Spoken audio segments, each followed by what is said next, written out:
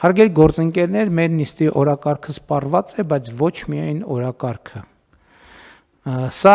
մեր կառավարության վերջին հերթական նիստն է։ Ազգային ժողովի 9-րդ գումարման ազգային ժողովի ձևավորման առիթով եւ այդ օրը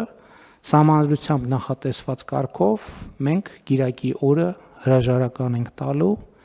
որից հետո Հանրապետության նախագահը վարչապետ կնշանակի խորհրդանական մեծամասնության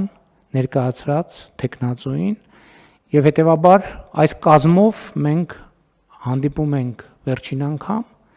Ես ուզում եմ բոլոր ներկաներին շնորհակալություն հայտնել